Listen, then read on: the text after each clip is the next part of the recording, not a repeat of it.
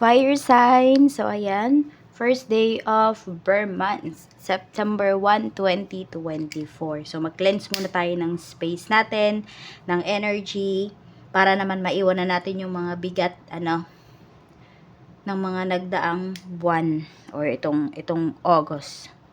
So, still, pa rin ha, ghost month pa rin. So, palipasin nyo muna yung first week of September bago kayo gumawa ng mga big decisions pagdating sa life po ninyo. So, cleanse na natin yan.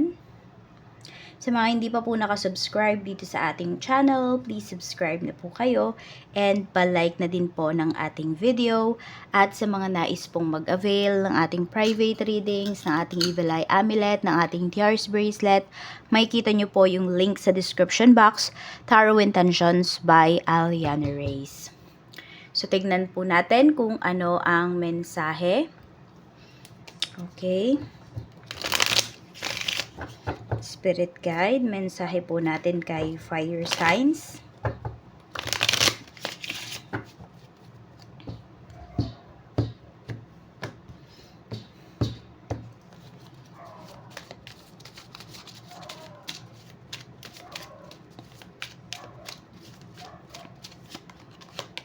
We have strength.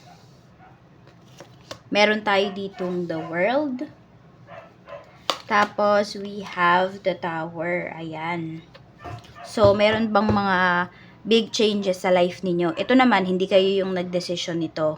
Pwedeng, ito po ay kusang nangyari or may ibang tao na nag-decide para sa inyo. Ayan.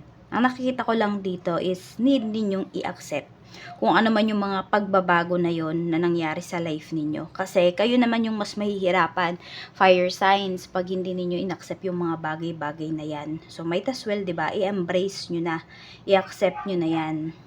Sa una lang talaga is, hindi yan madali. Tsaka para kasing may pinaglalaban kayo dito. Parang meron kayong ayaw tanggapin. Kaya lang kasi, ayan, hindi na kasi babalik sa dati. Yung pinapakita dito. Wala nang, hindi na pwedeng bumalik sa dati. Ayan. So, tingnan natin kung ano pa yung mensahe. Mensahe pa po natin, Spirit Guide.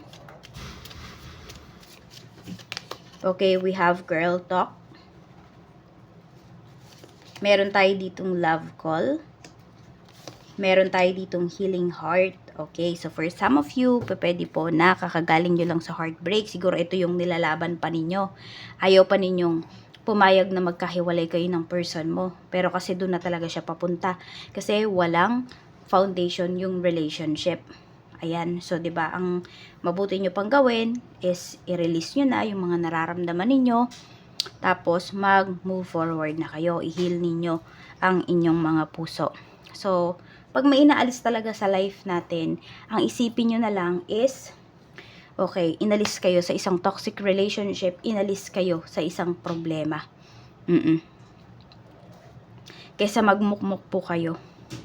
Pag may inaalis kasi sa life natin, malamang yung tao na yun, hindi talaga yun para sa atin.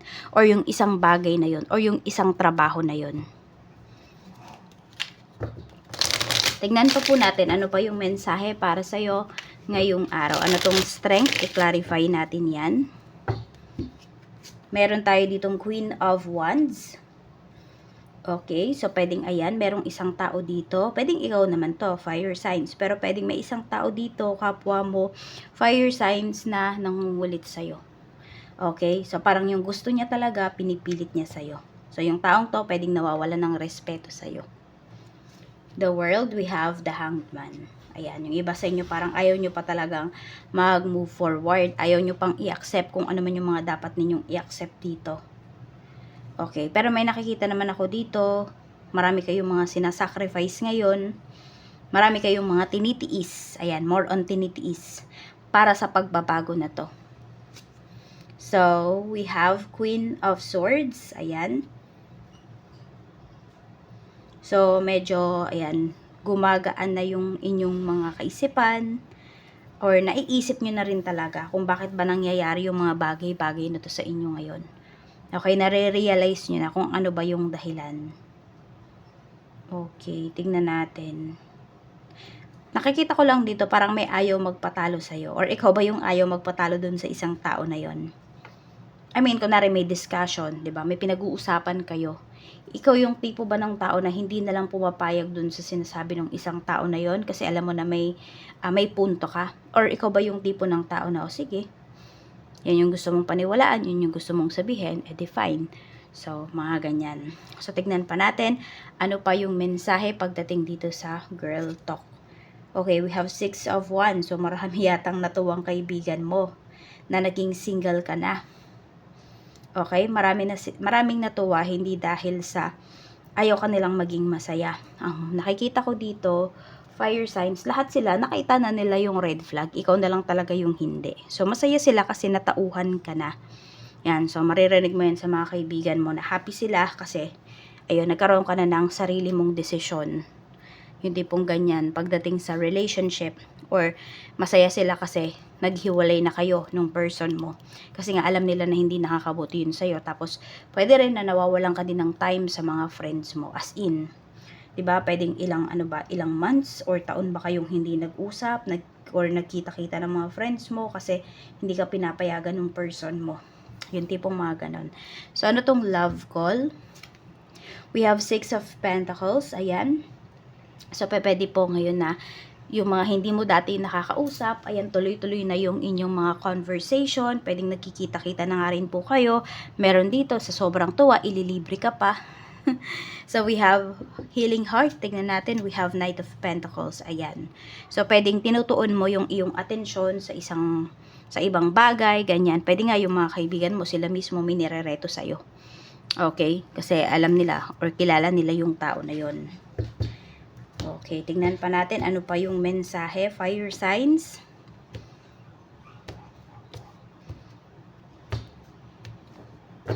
So, yung iba sa inyo parang nagulat kayo, ang daming pagbabago sa mga kaibigan mo. Mga positive changes po ito.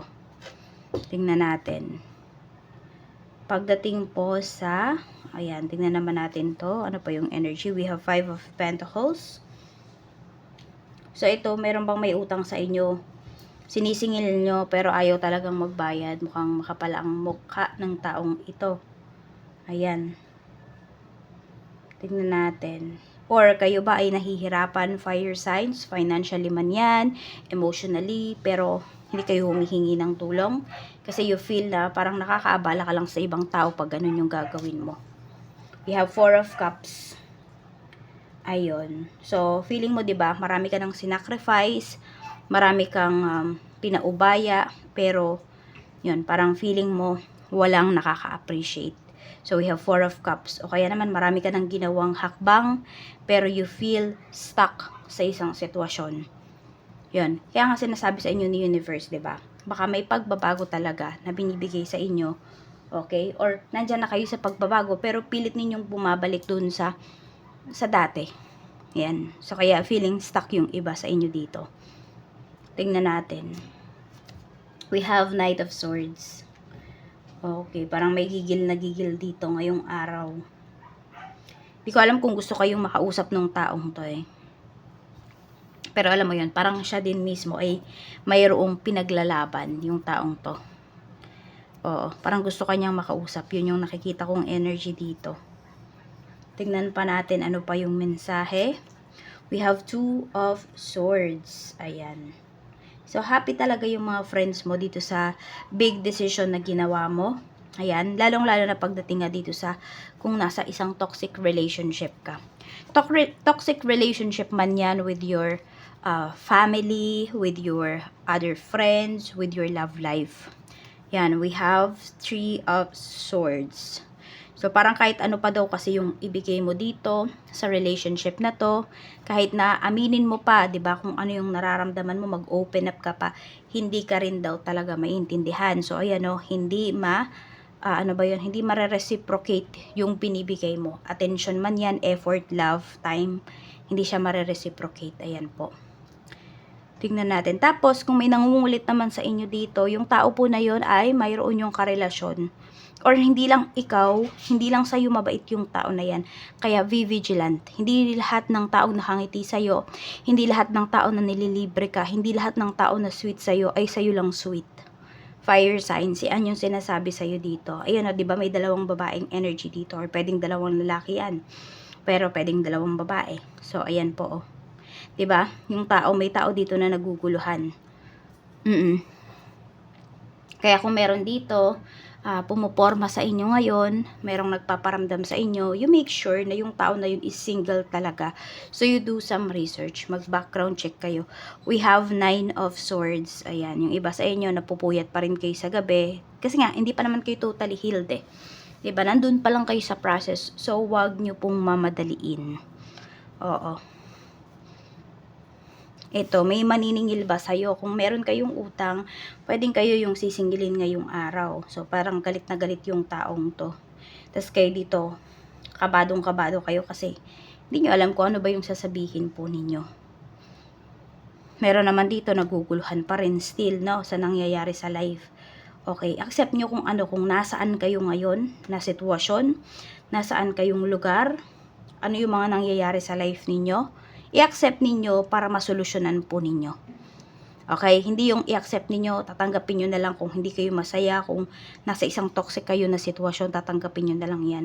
Kasi in-accept nyo eh. 'Di ba? Tinanggap po ninyo, hindi. I-accept nyo para masolusyonan po ninyo. 'Di ba? Para makita nyo din yung mga good things and bad things doon sa sitwasyon ninyo. Hindi lang puro bad things yung makita ninyo. Ayan po. And need nyo ding i-clear yung mind ninyo sa ngayon. Okay, meron naman dito, yung iba po sa inyo, pwedeng mabigyan kayo ng malaking tip. And for some of you naman po, pwede na meron kayong ano dito, maging trabaho kasi. Yan. So, pwedeng ito ay second job na po ninyo. Okay? I mean, dalawa yung trabaho ninyo. Yan, pwedeng sideline nyo po ito. Or part-time job. Yan pala, part-time job. Yung iba sa inyo, ayan.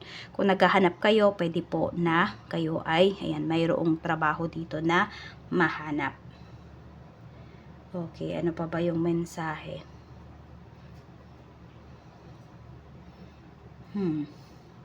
Parang yun na lang naman ang aking nakikita. Okay, meron dito, hindi pa yata kayo, kung kayo ay nangungupahan, fire signs, yan, parang hindi pa kayo nakakabayad.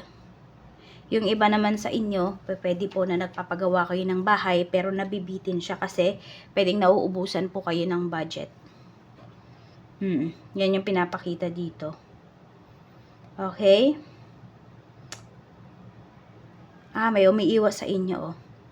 Isang kaibigan din to, parang iniiwasan kayo. Siguro meron tong ginawa sa'yo. I mean, aware siya na may ginawa siyang hindi maganda sa'yo. Pero ikaw kasi, hindi mo naman na-feel kung ano man yung ginawa niya, hindi mo nalaman yan. Kaya pwedeng kumukontak ka sa kanya, pero iniiwasan ka na niya.